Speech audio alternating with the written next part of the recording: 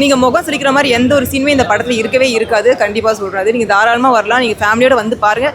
நீங்கள் போய் 4 பேர் சொல்வீங்க இப்போ ஒரு படம் வந்திருக்கு போய் பாருங்கள் அப்படின்னு. அந்தளவுக்கு தான் இந்த படம் இருக்கும். முதராத்திரி படம் வந்தோம். படம் தலைப்பு வந்து ஏற்ற மாதிரி எல்லாம் நினச்சிட்டு வருவாங்களா, அப்போல்லாம் முகம் சுளிக்கிற மாதிரிலாம் இருக்காது. குடும்பத்தோடு பார்க்கலாம் எல்லாருமே. நல்லாயிருக்கும். ஒரு புதுமுக இயக்குனர் பண்ணியிருக்காரு.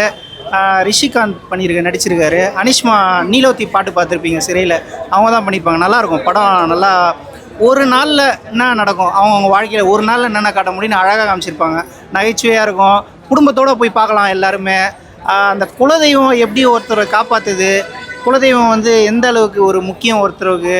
ஒரு இப்போது கிராமத்தில் கல்யாணம்னாலே வீட்டில் யாரும் பொதுவாக கேட்க மாட்டாங்கல்ல, அவனுக்கு அவங்க பார்க்குறது தான் அப்படின்ற மாதிரி இருக்கும். பழங்காலத்துலேருந்தே அப்படி தான் இருக்குது.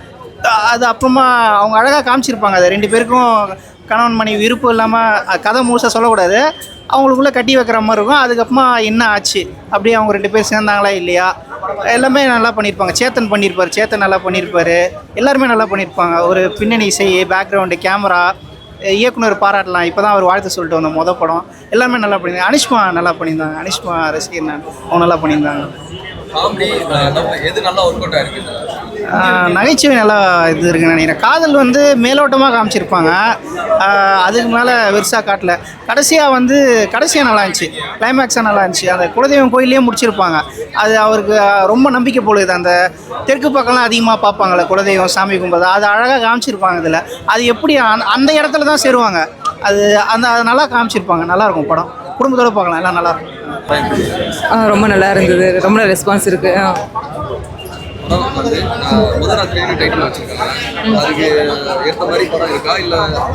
முதராத்திரின்ற டைட்டிலுக்கும் இந்த படத்துக்கும் வந்து சின்ன ரிலேஷன்னா அது சும்மா அந்த ஒரு நாள் நைட்டில் நடக்கிற கதைன்றதா தெரியும். மற்றபடி அந்த டைட்டிலை வச்சு படத்தை டிசைட் பண்ண வேண்டாம். இது கம்ப்ளீட் ஃபேமிலி என்டர்டெயின்மெண்ட் மூவி தான். இது தாராளமாக எல்லா ஃபேமிலியாக வந்து பார்க்கலாம். எல்லாருக்குமே அது கனெக்ட் ஆகும். நம்ம ஃபேமிலி இப்படி தானே நடந்திருக்கு, நம்ம சித்தி இப்படி தான் இருப்பாங்க, நம்ம தம்பி இப்படி தான் இருப்பாங்கன்ற மாதிரி தான் இருக்கும் படம்.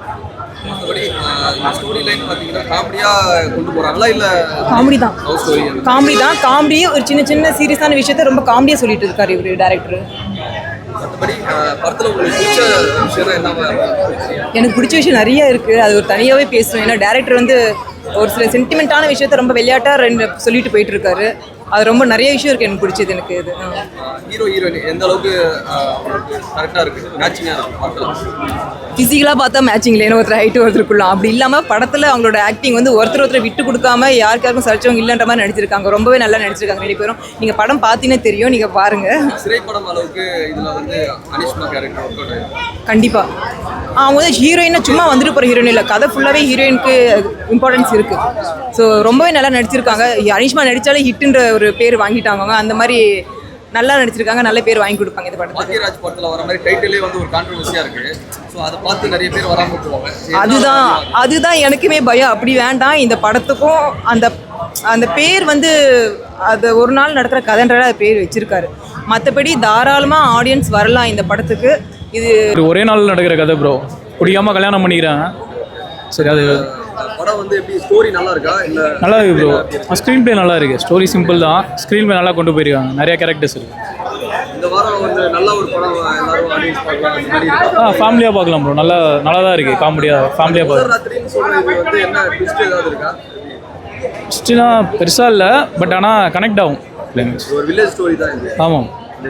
நடிச்ச ஹீரோலாம் எப்படி நடிச்சிருக்காங்க? நல்லா நடிச்சிருக்காங்க ப்ரோ. நல்லா எப்படி சொல்கிறது, அவங்க நார்மலாகவே நல்லா அனிஷ்மா நல்லா தான் நடிப்பாங்க. ஹீரோ எல்லாமே டேரக்டரும் ஆக்ட் பண்ணியிருக்காரு போல். வந்திருந்தாரு, நல்லா தான் நடிச்சிருக்காங்க எல்லாருமே. இதுக்கு முன்னாடி வந்து விக்ரம் கூட அந்த படம் அனிஷா. ஆமாம், சரி. அதெல்லாம் வந்து இதுலேயுமே அவங்க கொடுத்த ரோல் நல்லா பண்ணியிருக்காங்க ப்ரோ. நிறையா பேசுகிற மாதிரிலாம் இல்லை, பட் நல்லா எமோட் பண்ணியிருக்காங்க. நல்லா கேரக்டர் நல்லா இருக்கு. இது டிஃப்ரெண்ட் ப்ரோ. அதை நான் கம்பேர் பண்ண முடியாது. நல்லா ஃபேமிலியாக பார்க்கலாம்.